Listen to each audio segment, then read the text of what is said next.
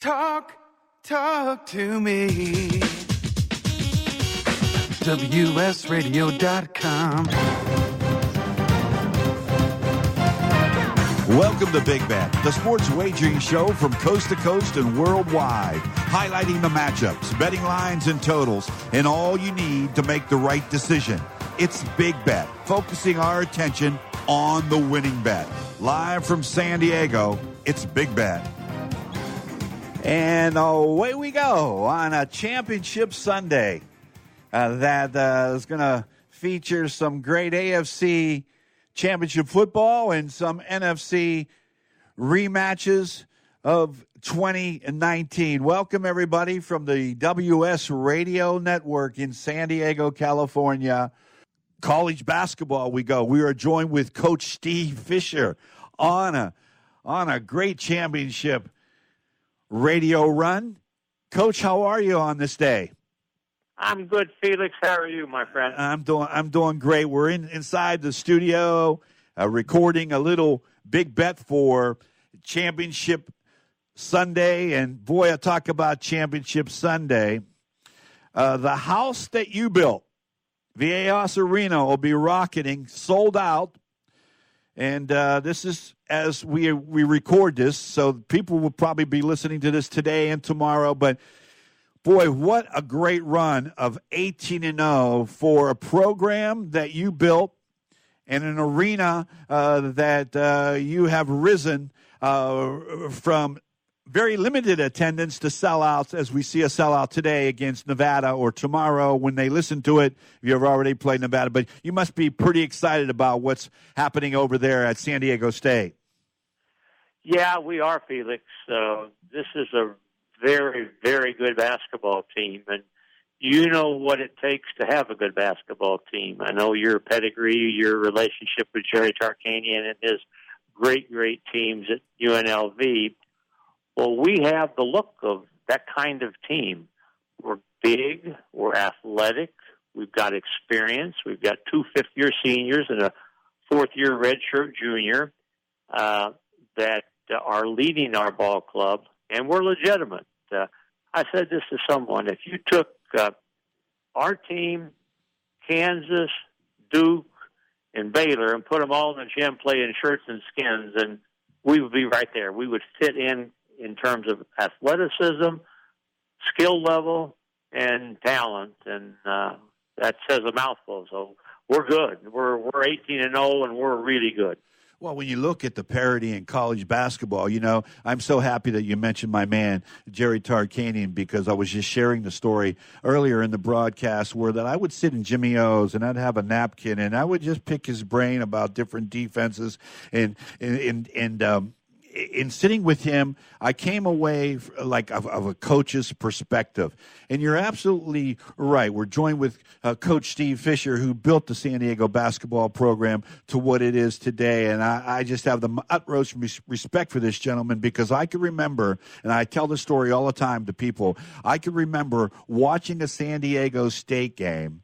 I believe it was at the San Diego Sports Arena at that time, but you could hear the basketballs bounce on the court. Nobody attended their games after, you know, all the turbulence the San Diego State basketball team had over a number of years. And Steve Fisher inherits this program coming from Michigan, where, you know, it was a story within a story. There's many storylines there.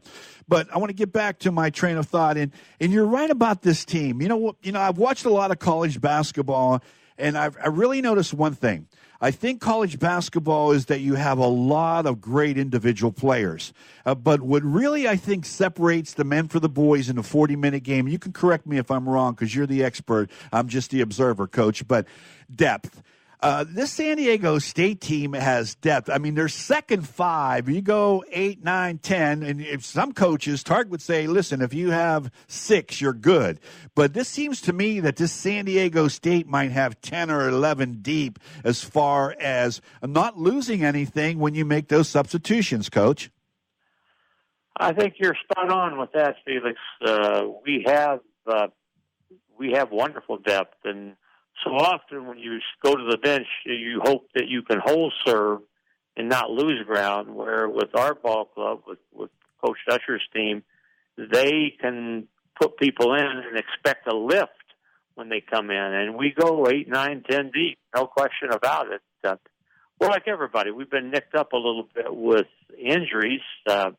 Nathan Menza, our starting center, has missed the past 6 or 7 games, I think, and he's an important part to this. But we've managed to carry on without him, and we do have wonderful depth to go with a really talented group of starters.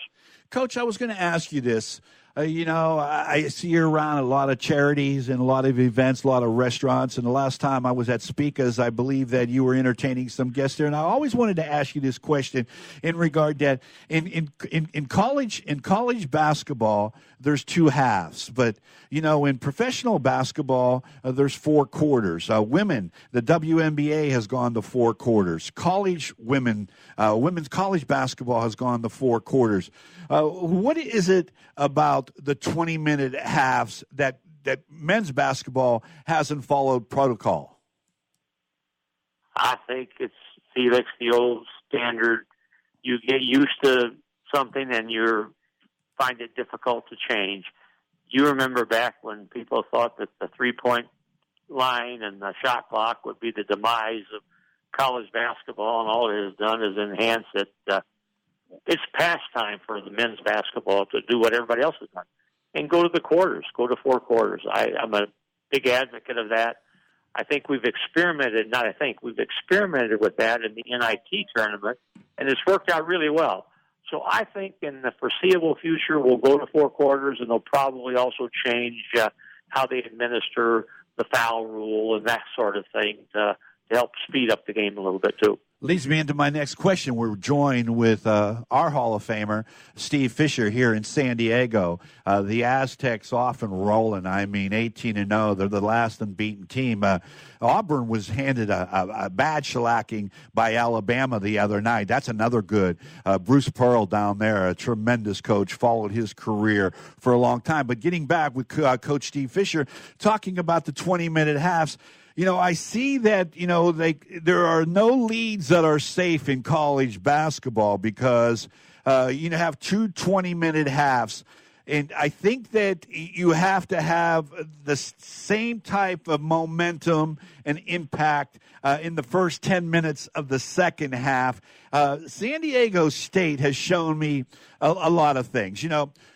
Tark was known for a defensive coach, and Tark shared with me a lot about his defensive practices that he just religiously went to before he went to the basketball. But what I like about this San Diego State team is that they've been behind, not by much, but they've been tested, but they've shown resilience. And when you have the resilience, and plus another thing that I look at, Coach, as I look during the timeouts, I look at these coaches and what type of response these athletes are giving their coaches. San Diego State's been locked in, but what can you share about their resilience? I think, the higher level of talent that you have, the better you are at able to deal with some adversity and come back in situations. We have not been behind too often. When we played in Vegas in that Thanksgiving tournament, we were, I think, 17 or 18 behind Iowa with about 5 minutes to go in the first half, and had a run, hit a bucket at the buzzer to close it to 9. And you could just see our kids running off the floor. It was almost like we felt we were 9 ahead. That play that got us the last basket, I think, helped energize us to start the second half. And within 2 minutes, we had a 9-point lead. We were really, really good.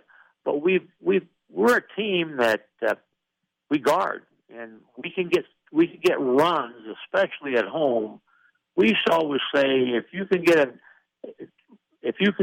1 or 2 8-0 runs or better per half, you're going to win the game. And our team has been able to do that, and it's created in no small part because of our defense.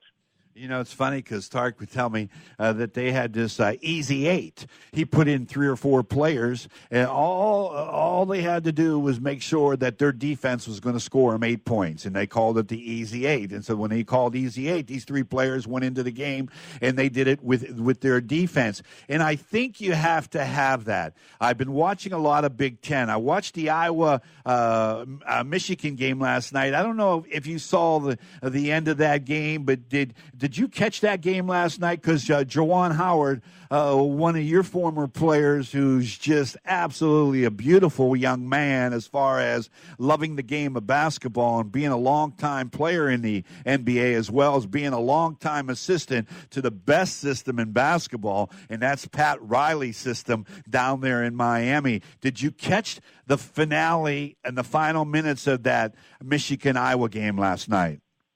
I did, Felix. I'm a huge Juwan Howard fan. You know, we recruited him when I was back at Michigan, and I love him to death. And he's doing a great job at Michigan, and I pull for him every game. And I watched it, and as a coach, I was never one to carp about officiating. But if you look at the disparity in that game of free throw shooting, what Michigan had compared to Iowa, it was crazy. And right at the end of the game, Angie, my wife, and I are watching it, and with 52 seconds to go, there was a blatant flagrant one on Iowa that it looked like they were going to go to the monitor and look at it, which they should do and have the ability to do in the last 2 minutes, and they didn't do it. They just let them play on. I don't know that would have changed the outcome of the game, but it should have, a play that should have been called. Iowa is very good, and their big guy, whose name escapes me right now, he's made a highlight tape for the NBA in his 2 games against Michigan. He had 30-some-odd in this game and 40-some-odd when they played him and lost at Michigan. I caught them early on. I told my pal, Tom Quigley at Quigley's Corner, that, I caught this Iowa team, and I saw the way that their offense was all put together and how they moved the basketball, and I thought they were pretty good. I have to be honest, I fell asleep before the end of that Michigan-Iowa game. Who won that game? Iowa won by 4 or 5, I believe it was, Felix. Michigan came back and took a lead with 3-point shooting, and then Iowa's good. They can spread you out, and if you double the post on their bigs inside, they can space the floor and get threes. So they're a good team, and especially in Iowa City at Carver Hawkeye Arena, they're a very tough out, and they won the game in a close game. You know, I talked with my friend, Coach John Miller. Sean Miller is his son, and Archie's coaching Indiana, and he was like a real heavy influence with me growing up in Western Pennsylvania. And we chat, once or twice a week. And he was telling me about the Big Ten, and I was just listening to it. And I've been watching the Big Ten. I mean, when you look at teams in the Big Ten, you start going 6, 7, 8, 9, maybe even 10 deep as far as teams that could make it to the tournament. That is a brutal, brutal conference this year. One thing I've noticed, and maybe you could sort of add to it, I like the way Juwan Howard is coaching. This Michigan team is very, very young. Their offense is starting to gel. I don't know what kind of offense he's running. Is it different than John Beilein's offense that he ran at Michigan before opting for the NBA with the Cleveland Cavaliers? But, first of all, I got to tell you, I like the fact that, Michigan was down by 4 or 5 at halftime, and they came right out that first 4 or 5 minutes of the third quarter, and they said, hey, look, you know what? If you're going to beat us, you're going to have to play, because they took the lead, and that lead went back and forth. But is Juwan, developing a new offense and with this young team? Well, Juwan is without his best player. Is it Livers or he's a undersized 4-man who can stretch the floor. and shoot the three. He was their leading scorer, and he's missed, I think, their last 5 games. And talked to Juwan recently, and he's hoping to get him back within the next week or so. But they miss him dearly. And when he came in, Coach Beeline, when he left to go to the Cavaliers, he had a couple of players that they didn't think were going to leave who left and went pro early. So Juwan came in with a little shorthanded deck to begin with and lose your best player. He's doing a great job. He's already signed a couple of really, really talented players for next year and is in the hopper for 2 or 3 more. So he's going to do a great job there, and he's a player's coach. The players love him, and his experience and his pedigree will wear well for him in the long haul. Yeah, I agree with you. Garza is the gentleman's name from Iowa that escaped you. Coach, I know it's going to be a busy Saturday for you, and I know that you're all red and black. San Diego State today, 19-0. I thank you for giving up your time on a Saturday as we're recording this for tomorrow's Championship Sunday show. The best of luck to you, and the best of health for you and your family, Coach. We'll see you around Del Mar real soon. My pleasure, Felix. Thanks for having me. Thank you, Coach. Coach Steve bye-bye. Fisher on the radio with us on Big Bet. What a big Saturday score this was, huh? Thanking Wade Taylor producing and directing it here. The San Diego Aztecs are the only unbeaten team in all of college basketball. Do you know how many college basketball teams there are? Kansas City, Tennessee, Green Bay, San Francisco. We'll see. It's going to be a great Championship Sunday. Big Bet on WSRadio.com. Thanks for joining.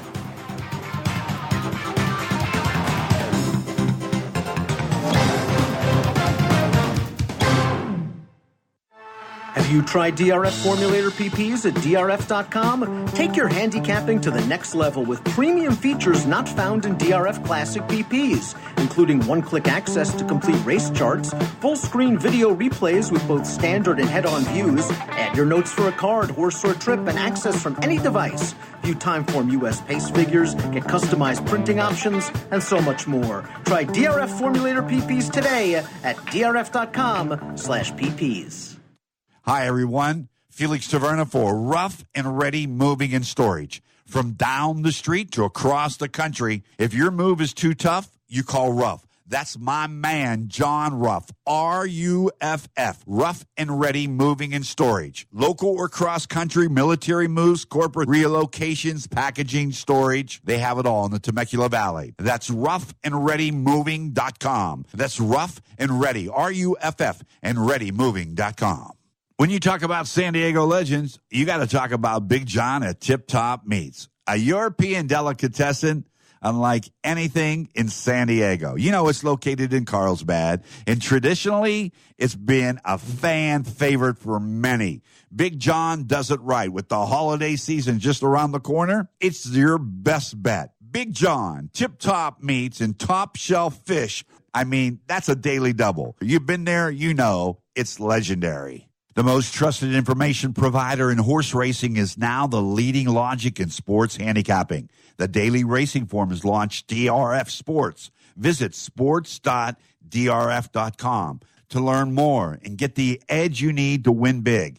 Access their exclusive database of trends and powerful angles for just $5 per week. And if you use promo code PENNY, you'll get your first week for just 1 cent. Visit sports.drf.com today. Hi, this is Felix Taverna, and I'm here to share with you a great place to begin your day, and that is the Broken Yoke Cafe. 15 San Diego locations to serve you. Downtown, Mission Valley, Bonita, East Lake, San Diego State, Point Loma, Mira Mesa, Del Mar, La Costa, Escondido, Oceanside, San Marcos, and Rancho San Diego. Benedict's, omelets, French toast, crepes, pancakes and waffles, sandwiches, wraps, burgers, soups, and salads. Start your day at the Broken Yoke Cafe. Life is full of misadventures, from car crashes to home fires to getting choked out on the mat. Yes, I said getting choked out because I'm Carlos Kramer, jiu-jitsu competitor, MMA and media personality, and mild-mannered insurance agent. You can follow my adventures on Kick-Ass Radio, and I can protect you from life's misadventures at Kramer Insurance. Home, auto, life, business, and workers' comp. We're at KramerINS.com, and I want you to join my world.